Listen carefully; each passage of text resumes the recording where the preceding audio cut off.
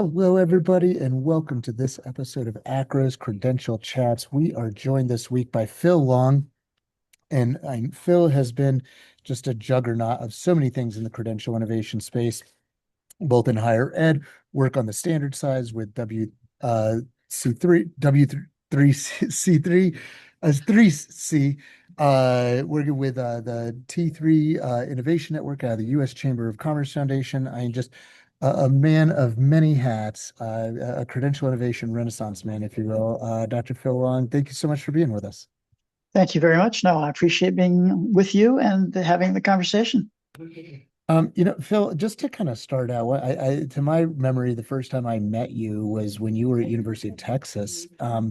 Summer of 2017, you came to Bad Summit in San Antonio, and you've been, in this space for a long time, serving, you have Georgetown, Arizona State University, in your current CV, you know, maybe just anchor us in some of the stuff you've seen in higher ed from, over a decade of being deep in these weeds from where we were to where we are now and from your own kind of journey. Sure. Well, at the time that we first met, I was actually working on essentially a credentialing project that was blockchain based back then. And it kind of gives you a sense that institutions have for many, many years been trying to figure out ways to represent skills and abilities of students that are easily transportable across the different use cases within their institutions. In that case, when I was presenting, we were talking about certifying the achievements of different sorts of skills for lab facilities and in engineering, so that a student going from one class to another and using a similar kind of lab could already carry with them training that they had demonstrated their skills in for a particular instrument in the lab and not have to do that over again. And that was the kind of thing that would potentially be useful for a whole, college worth of engineering programs and lab programs and things like that. Thereafter, that was right near the point at which I retired in 2018, the first time of failed retirement. And I sent a note around to a number of close friends, 3 specifically, saying, I'm sort of winding down here. I'm working half semester, my last term. If you know anything that might be able to help with, and my interests, let me know. And sure enough, the inimitable Lev Gonick, CIO at ASU, and a very close friend whom I have tremendous respect for, called me and said, his institution is known for its innovation and his president is pushing hard for new things of them to address. And this was in the midst of the blockchain craze, as you may recall. And he said, should Arizona State be doing something with blockchain? Can you help us figure out if there's a role for that in our institution? And so I started working for them, initially as a consultant and later as an actual part-time employee, to address that very question. And we actually came up with a particularly valuable use case for public institutions associated with what's called reverse credentialing, reverse credentialing and credit. And that is a large number of public institutions like ASU get a significant number of applications from community colleges nearby. And it turns out that a significant proportion of those applications are from people who don't finish their associate degree, simply needed to do things to prove that they can do the work and demonstrate more effectively their capabilities than perhaps they did when they were in high school, and want to transfer to the 4-year institution as soon as they can do that. So they do a semester 2, maybe 3 even, at a community college, and then they transfer. And when that happens, then as far as they're concerned, they're a 4-year student. The 2-year institution loses track of them. They've gone, but they don't get a completion. They don't get a degree award. And so in many states which have performance-based funding, that's an income hit on their part. So we thought, why don't we use the capabilities of things like a record that is securely immutable to share back with the institution from which the student came but didn't complete their progress in the first couple semesters at the four-year institution. And if the courses they took actually satisfy the remaining requirements for their degree, perhaps they would consider offering that person an AB as a consequence of their completion of their program requirements at the four-year. And the students at the four-year said, I'm a four-year student. I don't really care, but if you want to do that, fine. And so we set up a process by which they could track the students' records, which we supplied to them in the form of Credential. And it's the 4 years. It's not the 4 years institution to make any judgment about whether it qualifies for a particular course at a 2-year school. That's their business. But they had the information to do an assessment of it and to follow up as they wished. And we ended up doing that with a partnership with Salesforce, because ASU was a large Salesforce implementation. And Salesforce turned out to be interested in it. They modified their Lightning environment, which is the UI that the products that Salesforce sells use. And therefore, the people familiar with that in the institutions didn't have to learn anything new to be able to look at the credentials that are being provided. And one thing led to another. It became a product briefly at Salesforce. They were so excited about it that they had us featured at their Dreamforce meeting, which is a big deal. And they announced it as a product. It turned out that this was right at the time that they were committed to making all of their products native to 3 or more cloud environments, so that they weren't just using Oracle or they weren't just using AWS. And that turned out to be an enormous investment. And they took all of their available resources, including the people that were going to deploy and support this new product, into their development conversion process. And so they just pulled it from the market, and that was that. In any event, I've continued to work with ASU. Since then, they've moved to a graph-based database called Flurry, which I have found as a reasonable alternative for them and proposed that. Took them a year or two to make that decision, but I moved on from there and started working in part with the U.S. Chamber of Commerce Foundation's T3 Innovation Network, which is looking at the use of technologies to improve the skills-based hiring and advancement processes of business around the country and around the world. And I've been doing that, and as a consequence of the ASU work, doing standards work at both One EdTech and W3C. In fact, the W3C data model was used as a proposal to One EdTech for converting the version 2 of the badge into a verifiable credential compliant representation of the badge, with Carrie and Nate Otto as co-authors in that proposal. And fortunately, One EdTech said, yeah, that sounds like a good idea. And they also decided, with a little encouragement, that the CLR could in fact be made also as a verifiable credential, where each of the courses was essentially a OBV3 badge. And that way, the work in the OBV3 single assertion badge that is verifiable credential compliant could be reused as a course representation, and made it a simple thing. And for anybody who got a little overwhelmed with letters and numbers there, when Phil says OB, he's talking the Open Badge Standard. I think that, for the AACRAO member, one of the through lines there is standardization.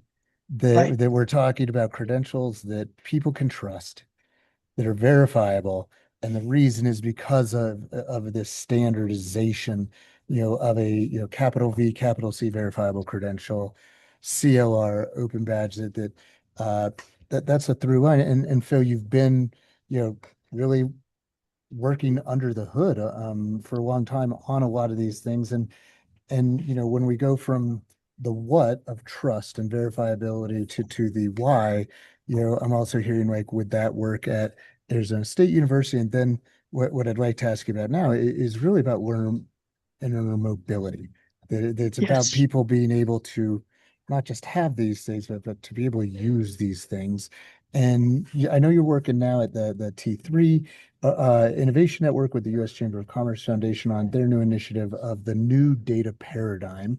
And we'll definitely give a link to resources for that. But in short, kind of what is this new data paradigm about, and why might AACRAO members care? Well, I think it's relevant to AACRAO members and institutions that are part of their large family, in part because the move towards skills-based credentials is something that institutions have been struggling with for a long time. And now we have a standard way of representing that, which is helpful. AACRAO, in those institutions that are using the CLR version 2 and the Comprehensive Learner Record version 2, are using it as a transcript replacement or transcript alternative. The value for that is that it is, in fact, cryptographically signed so that the institution can hand it to you as the individual recipient of it. And to speak to your mobility issue, it is now something you can use in any context you wish and be confident that a third party can say, yes, it is still the one that came from Colorado, University of Colorado at Boulder, for example, and know that's the case just with a click. And that particular value was one of the things that it took a long time for the Department of Education and the federal level, and credit to Sharon Liu for her leadership at that time in the space, to be able to convince them that, yes, this cryptographic signing means that a credential outside the control and the protection of the institutions in the IT organization can be given to an individual safely and not be compromised in any way. Getting back to the new data paradigm, what's being addressed there is a problem that the employers have across the country in all 50 states, and that is the mechanism by which and the format by which data is submitted as obligatory submissions to the state for tax purposes, for unemployment purposes, et cetera, is done uniquely by each state. So there are 50 different methods by which that is done. And while a company within doing business only in the state only has to do it once, any that's doing it in multiple states simply has to do it in all these different formats. And so what T3 is suggesting is that why don't we use a common format to do that? And they've spent 3+ years working with a handful of states, about 10 to 12, to come up with the language in a data dictionary and the like that would represent the requirements of the states and be translatable from their proprietary enterprise systems that they use it for business purposes, for HR or HR finance, et cetera, and therefore be easy for them to translate into this form and send up. So that's the value proposition for the larger employers. And Phil, one just clarifying question. I mean, for an AACRAO member who is listening to you describe that, if we're hearing in that, the things that make us comfortable, like frameworks, like taxonomies, this is stuff that we're talking about, that it's standardization in ways that it can move to and from different systems, including our own. Absolutely. I mean, we have to recognize that while there are skill taxonomies out there are multiple of them and probably always will be. But at least it's not an infinitely unique space. I mean, if we were simply using AI and LLMs to generate skill descriptions, the problem with that is that we would get skill descriptions that are similar but not the same across all of the implementations. And so what we're suggesting is that there is a rationale for a knowledge-based approach as opposed to a stochastic LLM-based approach for describing these things for that very reason. It makes translation easier. It makes the adoption of it simpler, and just narrows the degree of or the standard deviation of variance or the variance around the problem. I also make the point that again, speaking to the mobility thing that you raised earlier, it's likely going to take a while for businesses to be able to issue these things. But if they agree to this reporting process, then that data from the employers is aggregated in some state database someplace or some data utility that they have. We could generate or issue LERs from that originating company's data about that employee, from that data source the state has, and offer it back to the employees directly. And in doing so, they would get potentially, if they wished, a record of their job history, a record of their salary history, a record of their positions, a record of their skills, all of which came from the original data the state has sent in. Now, it would be signed by the utility as opposed to the individual employer.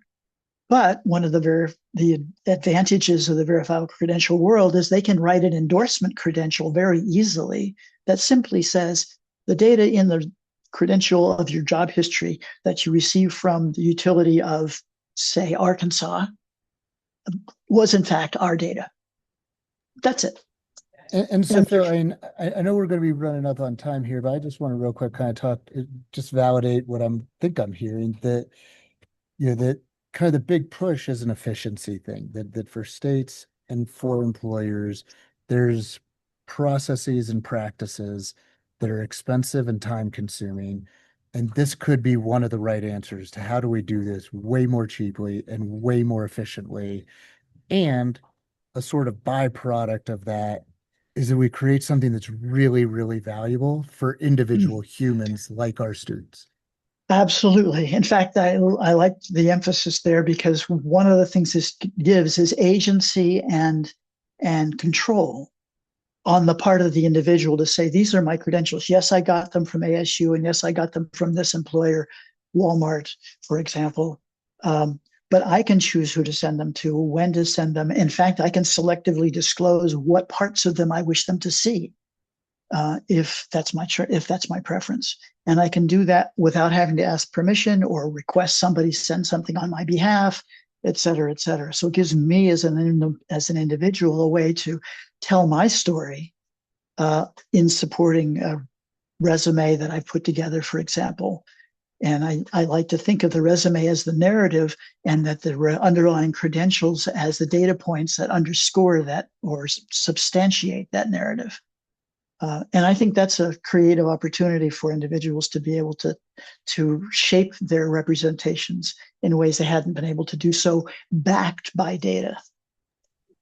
And Phil, this is just something that over, the multiple seasons now of Credential Chats, we keep hearing is just learner-centered design and trying to really do stuff that at the end of the day puts our students right at the center of any kind of diagram of why we're doing what we're doing.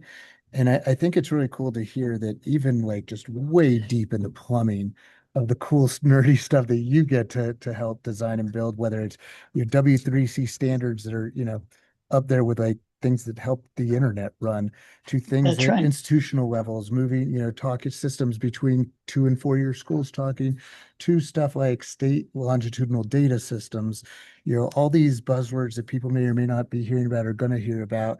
At the end of the day, just like in our offices, this is about helping our learners achieve personal, professional, and economic mobility through the empowerment of their own data. Absolutely. And to do so in ways in which they have the total authority to choose how they express themselves. And I think that's one of the things. I mean, we all have multiple personalities, shall we say. We have our personality associated with the way we do our retail shopping, and we have our personality associated with the way we do our athletic workouts, and you name it, right? We all have different perspectives. You could actually build the database of the characteristics of you in each of these domains and make that something that you can share and make available as you wish to the parties that you care to have that data. And I think that's one of the neat things about it. The latest is in the context of the Utah project called State Endorsed Digital Identity, where the state is saying, we're no longer in the business of giving identities like a driver's license as your identifier. We will endorse the digital identifier you bring that you got for yourself, your self-sovereign identifier. And we will endorse that so that if you have a driver's license and we withdraw it because we think you've done something in violation of the rules and you shouldn't have it anymore, it doesn't take your identity away. Your identity is not the driver's license. The driver's license is a set of provisions about what a certain set of activities you can perform legally in the state, driving a car. But if you no longer have the ability to drive a car for whatever reason, that shouldn't affect your identity. Mm. And that, I think, is a brilliant recognition that these things are distinct. The things that you do with your driver's license, like when you get drugs at a pharmacy, you show your driver's license. But that's because we don't have an identifier that is in any other way able to be used across multiple places. Unfortunately, that identifier also shows a whole bunch of other things that probably are irrelevant for the particular transaction you're doing. And so we're building in data leakage all over the place. And that's something we can avoid. Like always, so anytime I get to listen and learn from you, I come away with more questions than I start with, but I also learn a ton, and hopefully our viewers did too.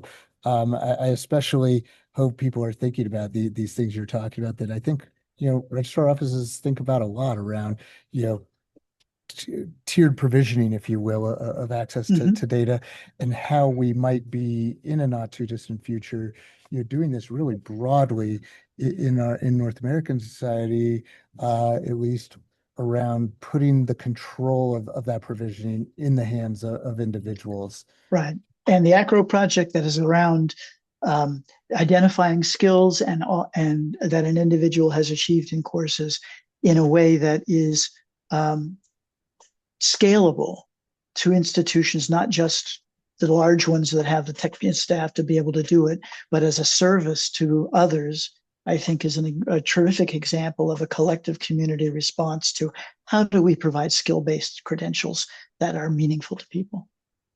And for anybody who doesn't know that, Phil is referencing, I believe, Project Infuse that AACRAO Exactly is right. leading, and we have another episode of Credential Chats people could check out for that. Phil, I feel like I could learn from you for weeks at a time by this. We are over our time for today, though, and so just thank you so much for joining us. Thank you for the opportunity. It was a great conversation. Thanks, Noah. No, absolutely. Thank you, Phil. And thank you, everybody, for taking the currency of your time and engagement and sharing it with us on this episode of Credential Chats. Until next time, everybody, have a badge worthy week. So long. Take care.